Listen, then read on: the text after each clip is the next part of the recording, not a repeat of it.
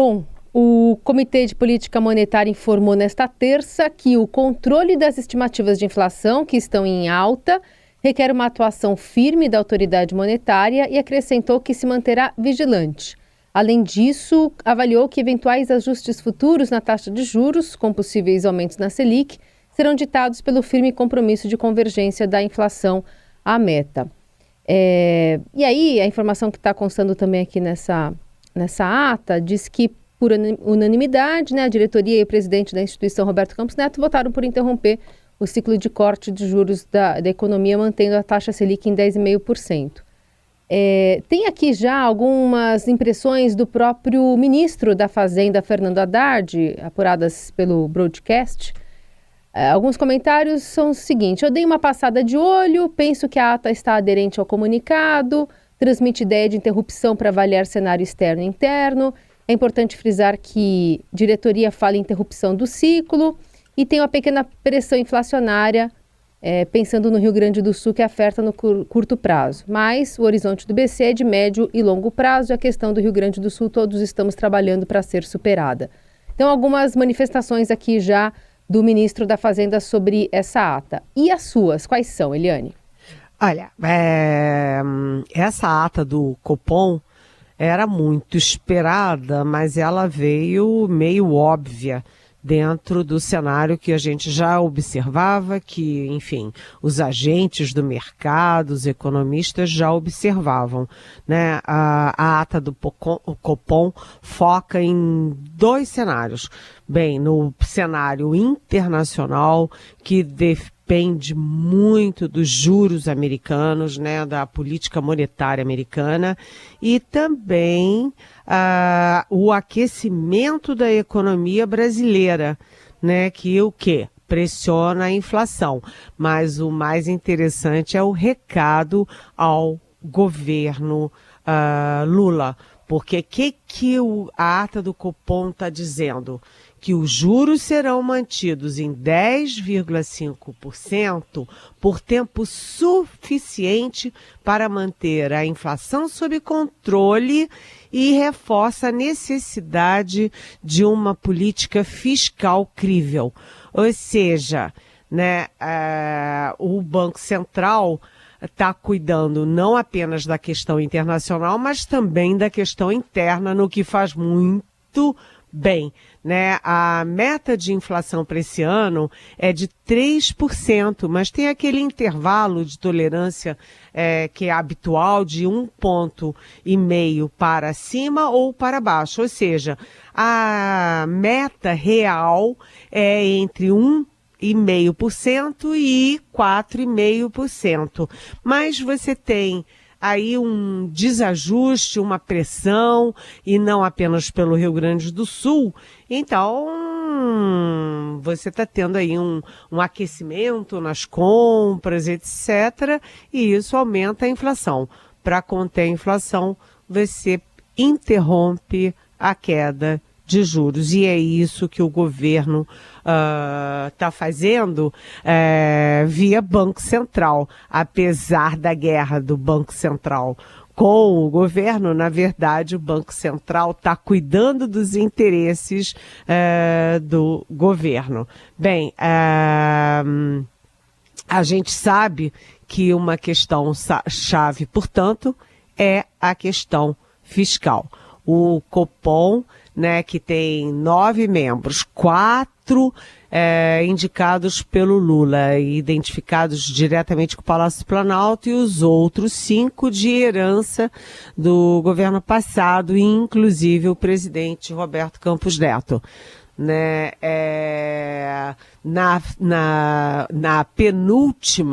no penúltimo Copom, teve um racha dentro do Banco Central de 5-4, ou seja, os antigos diretores versus os novos diretores.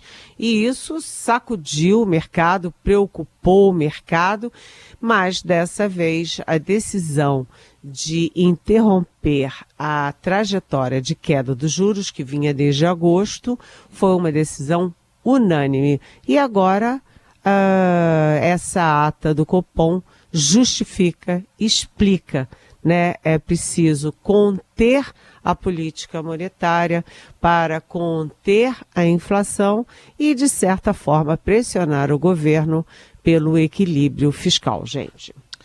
Bom, Helene, outro assunto que tem a ver com a área econômica também é a revelação hoje do Estadão, uma reportagem do Daniel Vetterman e da Bianca Lima, uma entrevista ao Estadão Broadcast. O presidente do INSS, Alessandro Stefanuto, revelou que vai haver uma força-tarefa aí para revisar, fazer um pente fino em 800 mil perícias presenciais daquele antigo auxílio-doença, hoje é benefício por incapacidade temporária, e também do BPC, o benefício de prestação continuada, que é pago a idosos e pessoas de baixa renda com deficiência.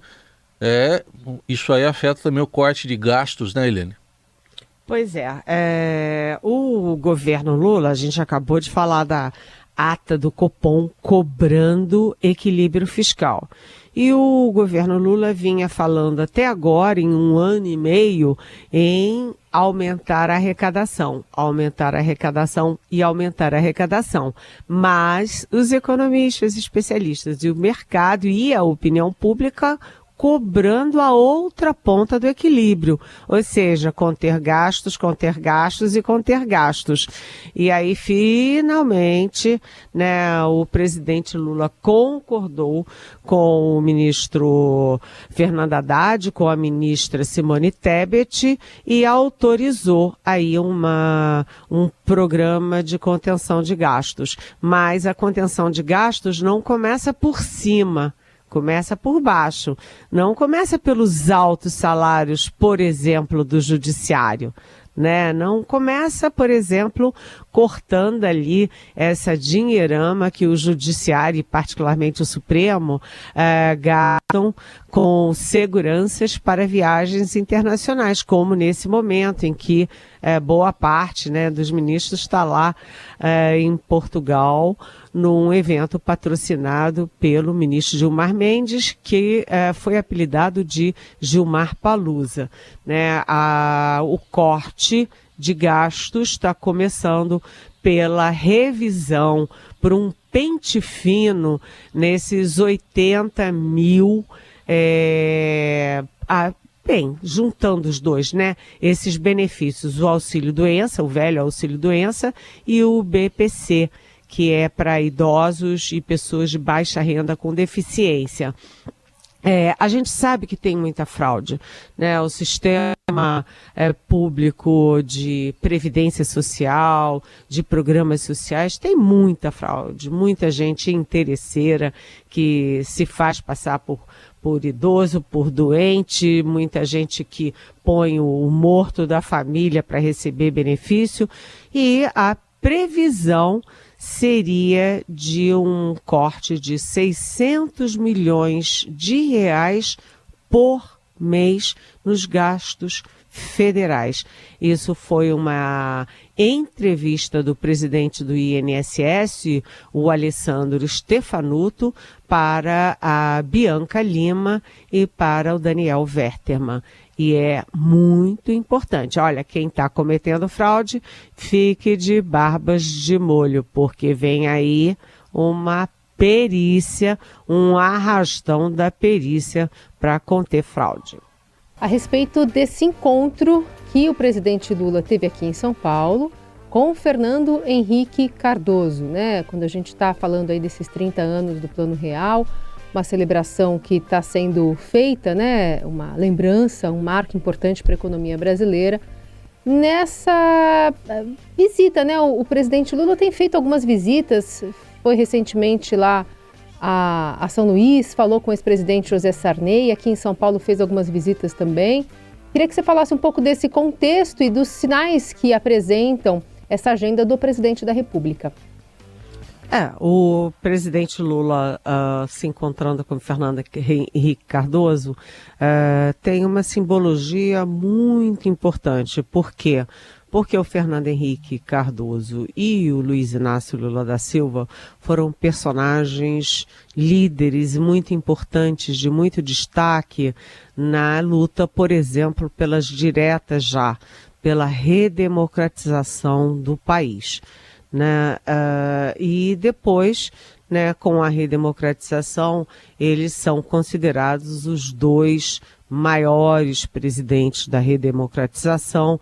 O Fernando Henrique, inclusive, entra para a história como o homem que liderou o Plano Real ainda no governo Itamar Franco. Mas, como disse hoje no Estadão, o Pércio Arida, que é um dos pais do Real, né, o Plano Real só foi possível pela capacidade política e intelectual de Fernando Henrique Cardoso, né? E o Lula que tem uma marca social muito importante, né, de inclusão, de distribuição de renda num país tão desigual como o Brasil. Então, esses dois grandes líderes brasileiros, os maiores líderes políticos brasileiros, eles passaram décadas, né, se enfrentando nas urnas. Fernando Henrique ganhou no primeiro turno nos dois primeiros embates e depois o Lula foi ganhando dos tucanos com a própria candidatura, com a da Dilma, e no final o Lula bateu o opositor de ambos, que é o Jair Bolsonaro. Então tem uma simbologia forte num momento importante de lembrar da responsabilidade fiscal, da responsabilidade monetária, né, do combate à inflação, e tem também um interesse particular do Lula, né? A gente tem um sistema presidencialista forte com um multipartidarismo muito grande. Então, o presidente é eleito sem maioria no Congresso, ele pode ser de esquerda ou de direita, mas não tem maioria, e ele tem que negociar com muitos e muitos partidos heterogêneos. O que está acontecendo nesse momento com o Lula, que teve que fazer uma aproximação com o centro, a centro-direita e a direita do Congresso Nacional. Então, o Lula tem tido bastante embates, né, com o Congresso, bastante dificuldade aí com o orçamento, agora mesmo, né, o orçamento secreto que sobrou do Bolsonaro correndo solto, as emendas parlamentares chegando a 53 bilhões, então o Lula faz esse movimento. No Maranhão se encontrou com o José Sarney, que é de centro-direita, mas que sempre, há muitas décadas, é um aliado fiel do presidente Lula. Lula e Sarney têm uma ligação muito peculiar, muito particular, né? Agora se encontra com Fernando Henrique Cardoso em São Paulo. E atrás disso tem também aí, né, o Lula tentando capturar os náufragos do Titanic, PSDB afundando e o Lula acolhendo os náufragos. Só para concluir, né, o Lula teve o apoio dos pais do Real na eleição de 2022 contra o Bolsonaro.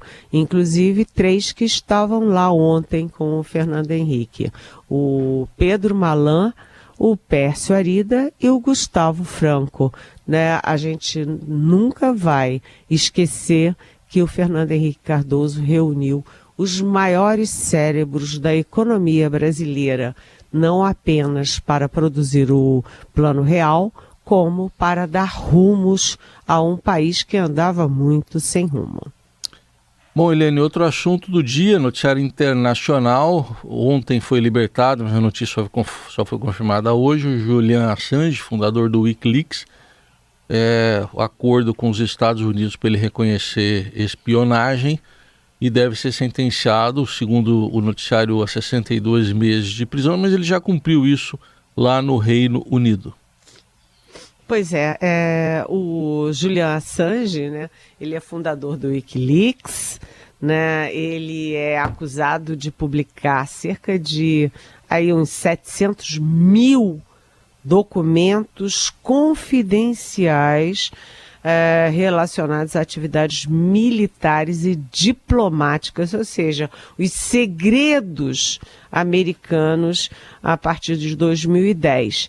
Né? E cá para nós, né? Isso é crime de Estado. Você divulgar documentos, imagina 700 mil documentos confidenciais, sigilosos de atividades militares e diplomáticas, é você abrir os segredos da maior potência do mundo ao mundo.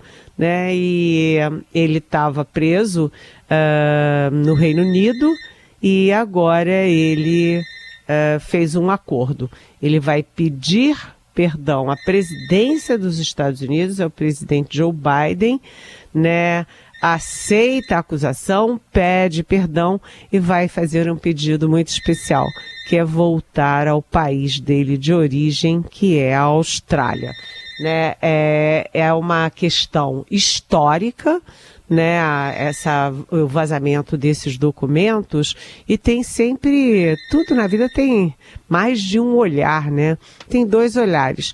Um é que é crime, né, divulgar documentos sigilosos de Estado. O outro é que nós, com a nossa cabeça de jornalistas, defendemos sempre maior e maior e maior abertura a informações, maior e maior transparência.